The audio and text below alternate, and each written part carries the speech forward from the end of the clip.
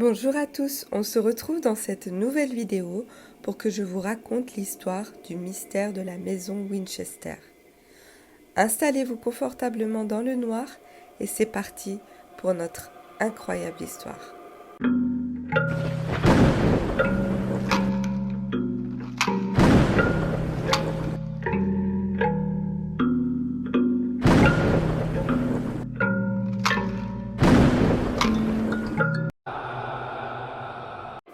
La maison Winchester est une demeure située en Californie, à San José, dans la vallée de Santa Clara, célèbre dans le folklore américain pour sa réputation de maison hantée. Mais avant, je dois vous présenter les principaux acteurs de cette histoire. Commençons par Sarah Lockwood Pardee. Née en septembre 1839, elle était la fille de Sarah Burns et de Leonard Pardee, un menuisier de New Haven dans le Connecticut, qui a été réputé pour ses chariots et qui fit fortune pendant la guerre civile en fournissant des ambulances aux armées.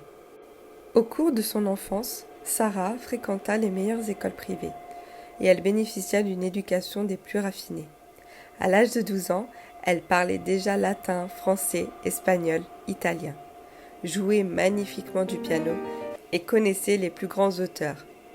Quelques années plus tard, la jeune fille était de toutes les soirées mondaines, et malgré sa petite taille, elle mesurait seulement 1,47 m, son charisme était tel que les membres de la haute société de la ville la surnommaient la Belle de New Haven. Le 30 septembre 1862, Sarah épousa William Wirt Winchester, le fils d'Olivier Fisher Winchester, le fabricant de la célèbre carabine à répétition du même nom. Le jeune couple avait une vie des plus heureuses, mais après 4 ans de bonheur, Sarah donna naissance à une petite fille, Annie Pardee Winchester, qui mourut malheureusement au bout de quelques semaines d'une maladie infantile. Et c'est là que la jeune femme sombra dans une profonde dépression, dont elle ne se remit jamais. De plus, le couple n'aura pas d'autre enfant. 15 ans plus tard, le 7 mars 1881, c'est son mari qui perdit la vie, terrassé par une tuberculose pulmonaire à l'âge de 43 ans. Et cette disparition plongea Sarah dans un profond désespoir. William, qui était l'héritier de l'Empire Winchester, légua alors à sa femme plus de 20 millions de dollars, ce qui était une fortune colossale à cette époque. Mais bien sûr, vous vous en doutez, aucune richesse n'aurait pu soulager l'effroyable tristesse de Sarah. Et devant son désespoir, l'un de ses amis lui suggéra de consulter un médium. Sûrement le pire conseil de sa vie, malheureusement. Peu de temps après, Sarah se rendit chez un médium réputé de Boston, qui lui assura lors d'une séance de spiritisme que son mari se trouvait dans la pièce et qu'il avait un message pour elle. Voici ce que le médium lui a dit. « Votre mari est là. Il me demande de vous prévenir qu'il y a une malédiction sur votre famille, qui a pris sa vie et celle de votre enfant. Elle vous prendra bientôt aussi. Cette malédiction résulte de l'arme terrible créée par la famille Winchester. Des milliers de personnes sont mortes à cause de cela, et leur esprit réclame maintenant vengeance. » Afin d'apaiser les esprits des nombreuses victimes des fusils Winchester, le médium conseilla à Sarah de vendre sa propriété de New Haven et de voyager vers l'ouest. « Vous devez commencer une nouvelle vie, lui affirma le médium, et construire une nouvelle maison pour vous-même et pour les esprits qui sont tombés sous le feu de cette arme terrible. Vous ne pourrez jamais arrêter de construire la maison.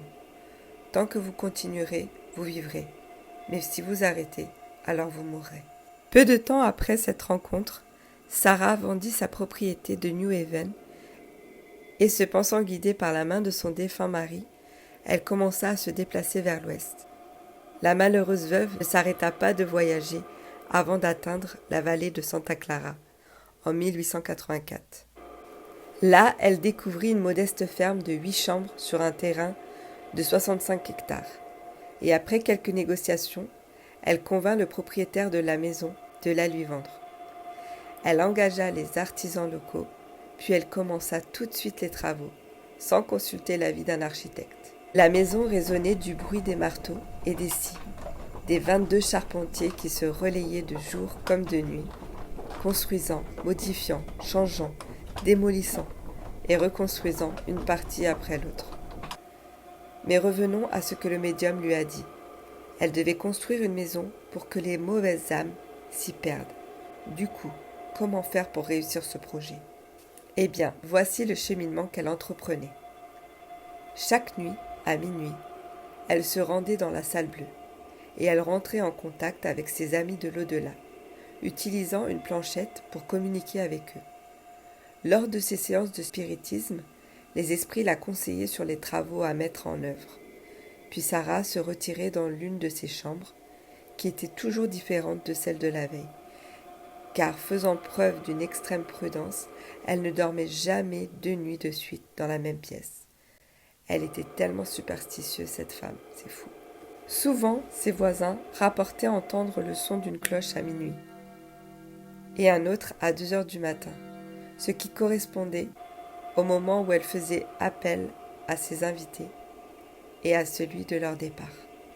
Parlons maintenant des étrangetés de la maison de Winchester.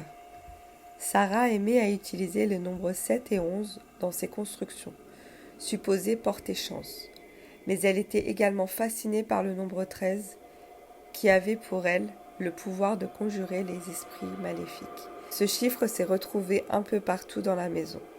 Certaines pièces sont agrémentées de 13 fenêtres, elles-mêmes composées de 13 plaques de verre.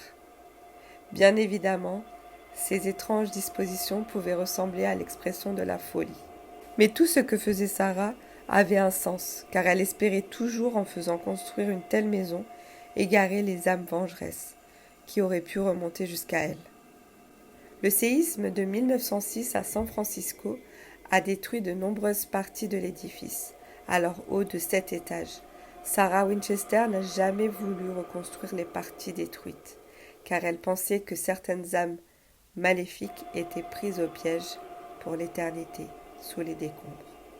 Le 4 septembre 1922, après une séance dans la salle bleue, Sarah se rendit dans sa chambre pour y passer la nuit, et elle s'éteignit dans son sommeil à l'âge de 83 ans.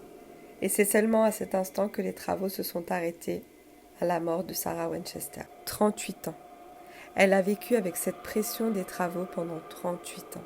Imaginez-vous, toute sa vie a été vouée à la construction et à la réalisation de pièces qui touchent le bord de la folie.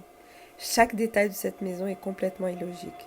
Des escaliers qui mènent au plafond, des portes qui s'ouvrent dans le vide, 13 fenêtres dans une même pièce et plein d'autres encore. Cette femme a passé sa vie à vouloir vaincre la malédiction qui a touché sa famille. Mais de mon point de vue personnel, bien sûr, c'est la soi-disant malédiction qui a eu raison d'elle malheureusement. C'est la fin de la vidéo. N'hésite pas à donner ton avis en commentaire et si elle t'a plu, like et abonne-toi. À bientôt dans une prochaine vidéo. Bye bye.